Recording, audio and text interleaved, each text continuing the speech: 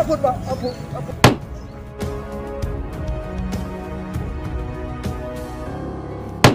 Ampun Pak, ampun. Ampun Pak, ampun. Diri.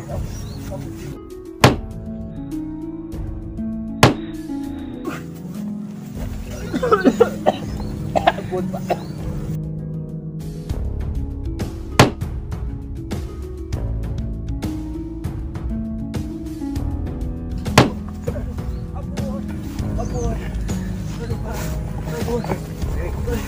Ampun Pak. Ampun Pak. Ampun Pak. Ampun Pak. Ampun.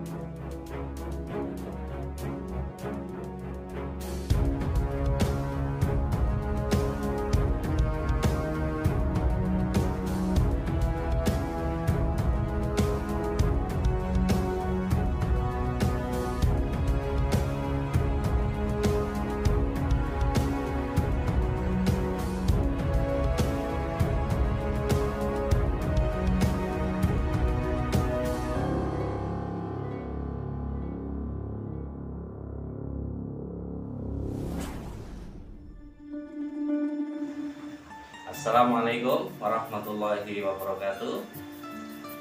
Ini kita bertemu lagi dengan Mas Bas dan saya Muhammad Samaun.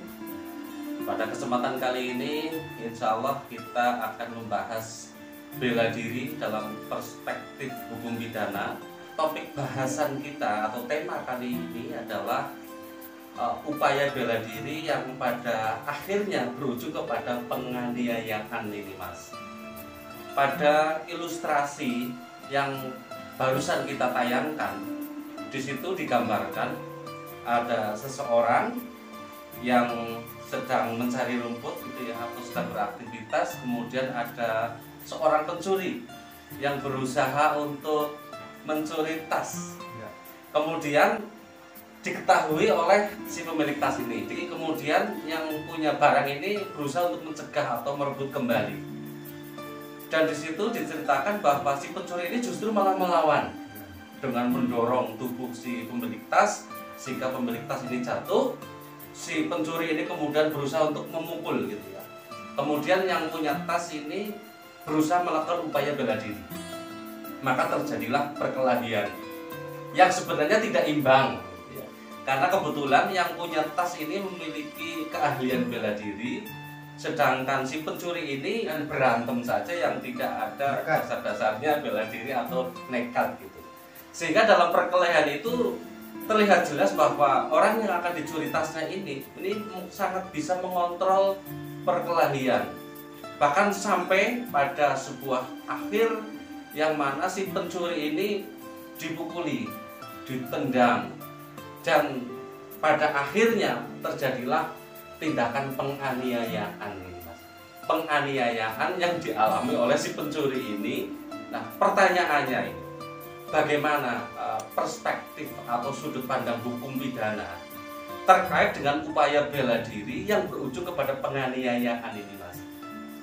Mungkin orang akan bertanya, wah itu kan boleh-boleh saja karena si pemilik tas ini awalnya barangnya akan dicuri, tasnya akan dicuri kan begitu. Kemudian si pencuri justru malah kepergok, setelah kepergok malah melawan. Dalam dunia bela diri tentu perbuatan melawan ini boleh-boleh saja karena untuk mempertahankan haknya atau untuk mempertahankan dirinya. Namun yang terjadi justru di sini upaya bela diri yang dilakukan ini melampaui batasan. Setelah barang yang akan dicuri ini bisa direbut kembali dan si pencuri ini sudah tidak berdaya, justru masih dipukuli, masih ditendang gitu kan. Sehingga ini berpotensi masuk dalam pasal penganiayaan ini, Mas. Karena penganiayaan ini sudah ada ketentuan hukumnya, sudah ada aturannya. Jadi di sini saya buka catatan saja biar tidak salah gitu ya, Mas ya. Ini teman-teman bisa lihat sendiri di buku KUHP dan buku KUHAP, Kitab Undang-Undang Hukum Pidana dan Kitab Undang-Undang Hukum Acara Pidana. Pasal 351 ayat 1 bunyinya, penganiayaan dihukum dengan hukuman penjara selama-lamanya 2 tahun 8 bulan. Apa yang dimaksud dengan penganiayaan gitu kan, nanti kita akan jelaskan. Ayat 2 mengatakan, jika perbuatan itu menjadikan luka berat, si tersalah dihukum penjara selama-lamanya 5 tahun. Kemudian ini yang paling bahaya ini, Mas. Ayat 3 menyebutkan, jika perbuatan itu menjadikan mati orangnya, dia dihukum penjara selama-lamanya 7 tahun. Nah, ini kan bahaya kan. Nah, penganiayaan yang dimaksud di sini artinya adalah perbuatan yang secara sengaja menyebabkan perasaan tidak enak atau penderitaan, Mas, atau rasa sakit atau luka. Termasuk dalam hal ini yaitu sengaja merusak kesehatan orang. Nah, dalam ilustrasi yang tadi ketengahkan bahwa di situ memang sangat terlihat bahwa upaya bela diri yang dilakukan oleh orang yang diserang atau pemilik tas ini kan melampaui batas. Jadi si pencuri sudah bisa dilumpuhkan, barang yang akan dicuri juga sudah bisa direbut kembali, seharusnya dihentikan, Mas. Tidak boleh diteruskan, dipukuli, ditendang, terus ada tindakan penganiayaan lebih parah, itu tidak boleh karena itu melanggar hukum. Memang betul bahwa si pencuri ini salah karena mencuri barang milik orang lain. Yang kedua, salah pula sudah mencuri ketika kepergok malah melawan. Ini kan sudah salah ini si pencuri. Nah, orang yang dicuri barangnya ini yang pertama berusaha mencegah, tapi justru dilawan. Maka orang yang dicuri barangnya ini benar ketika melakukan upaya perlawanan, upaya bela diri karena diserang terlebih dahulu oleh si pencuri. Berarti apa yang dilakukan oleh si orang yang punya tas ini pada awalnya benar, tetapi ujungnya salah. Akhirnya salah. Salahnya kenapa? Karena pencuri sudah bisa dilumpuhkan dengan teknik bela diri yang dia kuasai karena kebetulan dia adalah ahli bela diri. Barang yang dicuri juga sudah bisa direbut kembali. Seharusnya dihentikan, dilumpuhkan saja lalu laporkan saja ke pihak yang berwajib. Tapi justru ini terjadi sebaliknya. Barangnya sudah bisa direbut kembali, pencurinya sudah bisa dilumpuhkan, masih saja dipukuli, masih juga ditendangi, masih juga dianiaya. Maka pada akhirnya ini salah, Mas. Nah, ini ya. pertanyaan.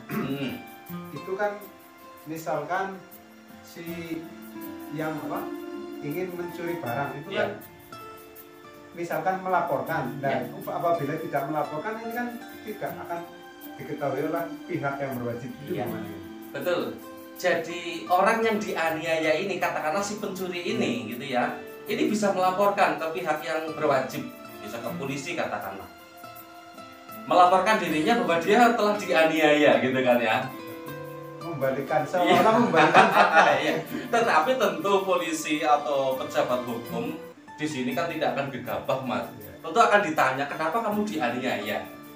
Tetapi betul, Mas, bahwa perbuatan penganiayaan ini adalah masuk dalam delik non aduan, masuk dalam delik biasa maksudnya ya. Jadi penganiayaan ini masuk dalam delik biasa atau delik non aduan. Artinya tanpa ada pengaduan pun, kalau pihak-pihak yang berwajib mengetahuinya ini bisa langsung ditindak, Mas. Apalagi kalau ada yang mengadukan. Yang mengadukan tentu yang merasa jadi korban. Tetapi tentu ketika ini sudah diadukan atau diketahui oleh pihak yang berwenang, maka proses hukum akan berjalan. Orang yang membela diri yang akhirnya menganiaya ini tentu akan diperiksa oleh polisi, oleh kejaksaan, bahkan oleh pengadilan. Nah, tentu dalam proses pengadilan ini hakim juga tentu akan menanyakan alasan kenapa kamu melakukan ini, kan begitu. Nah, tentu di sini dalam proses pembuktian di persidangan ada dua hal, Mas, yaitu hal yang meringankan bagi terdakwa dan hal yang memberatkan, Mas. Hal yang meringankan tentu karena awalnya ingin membela diri, karena barangnya akan dicuri, terus sudah kepergok ketahuan pencurinya malah melawan. Ini tentu kan hal yang meringankan. Adapun hal yang memberatkan adalah pencurinya sudah tidak berdaya, masih dipukuli. Nah, tentu dalam hal ini hakim juga akan bersikap adil karena ada alasan yang meringankan. Dan tentu juga ini hakim atau kepolisian atau pihak kejaksaan nantinya atau pihak yang terkait di dalam ini akan melihat track record dari masing-masing pelaku ini, dari masing-masing orang yang terlibat dalam ini. Contoh misalnya, ini katakanlah orang yang dicuri ini sudah pernah atau belum terlibat dalam kegiatan kriminal sebelumnya, sudah biasa atau belum ini menganiaya orang, katakanlah seperti itu. Terus juga si pencuri ini juga akan dilihat track recordnya.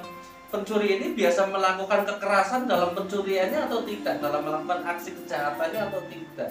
Kalau iya, ya jelas ini masuk dalam kategori hal-hal yang memberatkan si korban ini karena sudah terbukti katakanlah dalam catatan kepolisian atau catatan kriminal bahwa dia memang katakanlah misalnya seorang residivis atau seorang buron atau orang yang memang meresahkan masyarakat. Ya tentu ini akan memberatkan bagi si dia sendiri kan, bagi si korban. Tetapi lepas dari semua itu, di sini yang kita bahas, yang kita maksud adalah sisi edukasi hukumnya. Artinya upaya bela diri yang dilakukan oleh seseorang, apalagi ini orang yang sudah menguasai ilmu atau teknik bela diri, harus bisa mengukur kemampuan, harus bisa mengontrol keadaan. Kalau sekiranya memang lawannya sudah tidak berdaya, sudah bisa dilumpuhkan, ya sudah hentikan. Serahkan saja kepada pihak yang berwenang. Ibaratnya dilumpuhkan, Ya. caranya orang Jawa itu dibanda gitu. Iya. Serahkan aja kepada pihak Iya, yang lumpuhkan, serahkan kepada pihak yang berwajib, sudah selesai, Mas.